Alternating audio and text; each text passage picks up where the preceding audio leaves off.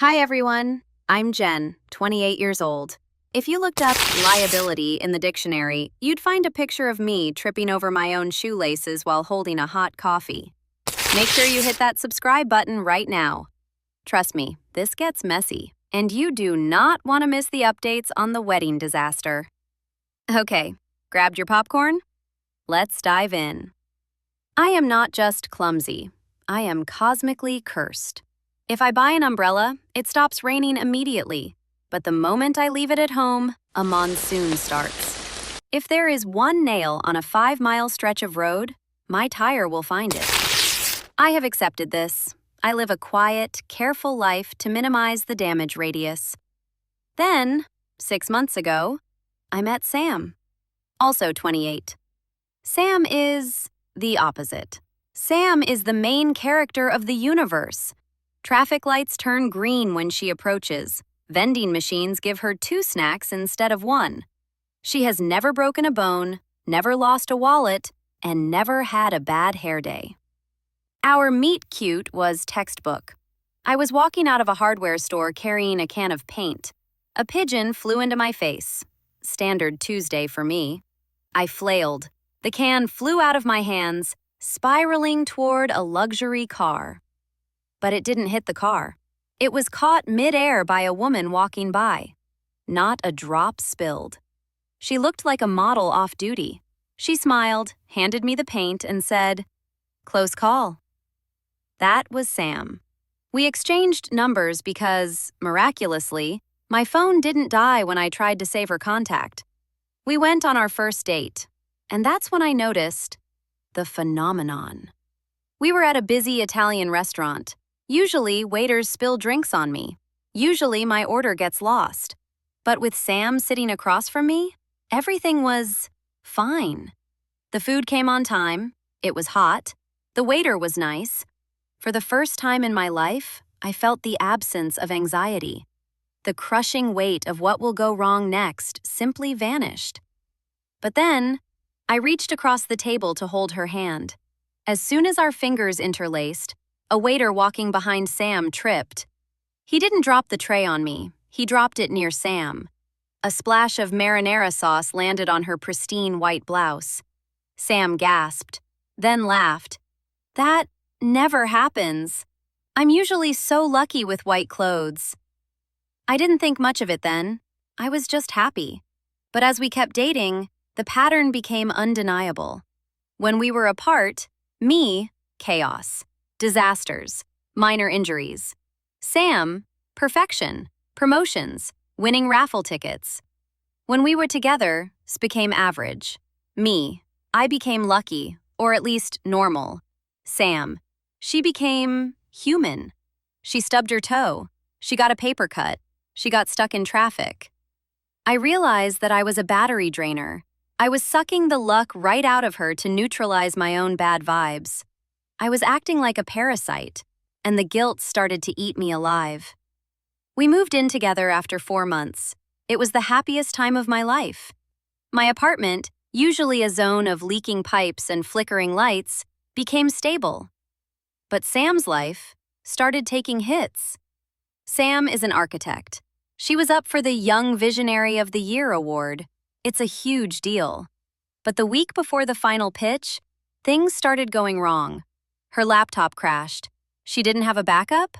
Oh, right, someone who has never needed one. She got a cold, a bad one. She looked at me, red-eyed and shivering, and said, "I think I've never been sick before a presentation. It's so weird." I was making her soup, and I felt like a monster. I looked at her on the couch, dealing with the very human inconveniences that I deal with daily, and I realized I am ruining her. She didn't see it. She was just happy to be with me. "It's just a cold, Jen. Come cuddle me." But when I cuddled her, the power went out in the building. See? My fault. The night before her big awards ceremony, we were lying in bed. "I'm nervous," Sam whispered. "I've never been nervous before. I usually just know it's going to work out, but lately, I feel like the universe isn't paving the way anymore." She didn't say it with anger. She said it with fear. She was losing her superpower, and I was the kryptonite. I asked her, "Do you miss it? The ease of it all?" She thought for a moment. "I don't know. Everything used to be so easy it felt like a dream. Now, it feels real, but it's hard. It's really hard." That was the dagger in my heart. It's really hard. I knew what I had to do. The award ceremony was the biggest night of her career. If I was there, sitting in the front row, holding her hand, something would go wrong. The microphone would break, she would trip on stage, she would lose. If I wasn't there, she would win. The universe would wrap her in gold again. I waited until she fell asleep. I packed a bag. I didn't take much, just my clothes and my inverted umbrella. I wrote a note. It was the hardest thing I've ever written. "Sam, you are the sun. I am a black hole. You deserve to shine without me pulling you down. Go win that award. You're better off without my bad luck. I love you too much to make you average." I left the key on the counter. As soon as I stepped out of the building, it started to hail. In July. I looked up at the sky and let the ice hit my face. "Okay," I said. "I'm back." I went to stay at a cheap motel on the edge of town. The next 24 hours were a nightmare. The shower handle broke off in my hand. I got locked in the bathroom for 3 hours. The TV only played one channel, and it was an infomercial for cat litter. But I checked my phone to see the news about the architecture awards. The live stream showed Sam. She looked perfect. Her skin was glowing. Her dress was immaculate. The lighting hit her like she was an angel. And the Young Visionary Award goes to Samantha West. She won. Of course she won. I wasn't there to ruin it. She walked up to the stage, smooth, graceful, no tripping. The microphone worked perfectly. But then, the camera zoomed in on her face. She wasn't smiling. She was holding the trophy, the heavy glass catching the light, and she looked absolutely, devastatingly hollow. She leaned into the microphone. The room was silent. Her voice didn't waver. It was perfect. "I would like to thank..." "Actually, I can't do this." My breath hitched. "Everyone keeps telling me how lucky I am," Sam said to the crowd. "Things just work out for me. I win awards. I get the best tables. I catch the green lights." She looked down at the trophy. "But yesterday, I lost the only thing that made any of this feel real. I lost the chaos. I lost the person who makes me fight for things. And standing here, with this perfect award in this perfect room, I realize I hate it. I hate the luck." She put the trophy down on the podium. It made a heavy clunk. "I have to go find a disaster." And then Samantha West, the Golden Girl, walked off the stage on live television. I stared at the crappy motel TV, crying. "You idiot," I whispered. "You lucky idiot." My phone rang. It wasn't Sam. It was a notification. A storm was hitting the city. Wait, Sam was coming for me, and I was a magnet for trouble. If she tried to find me like this, something terrible would happen. A bridge would collapse. A tree would fall. I couldn't let her come to me. I had to go to her. I had to meet her in the middle, in the neutral zone. I ran out of the motel. Naturally, there were no taxis. The bus splashed me with mud. I started running toward the city center. Meanwhile, Sam was doing the same. For the first time in her life, her luck didn't save her. She tore her dress getting into a cab. She lost a shoe running through the park. She was fighting the universe to get to me.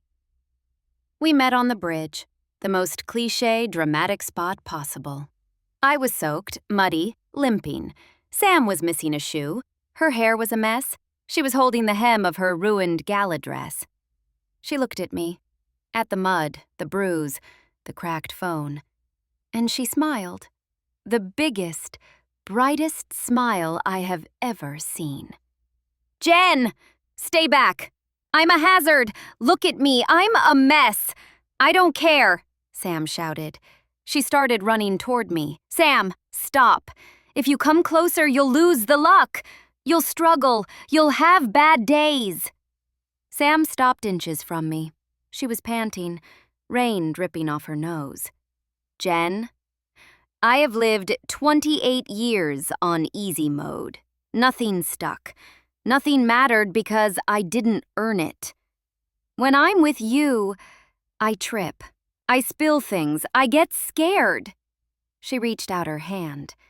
And it makes me feel alive.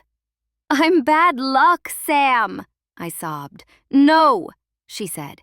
You're my balance. You're my gravity. Without you, I'm just floating. She grabbed my hand.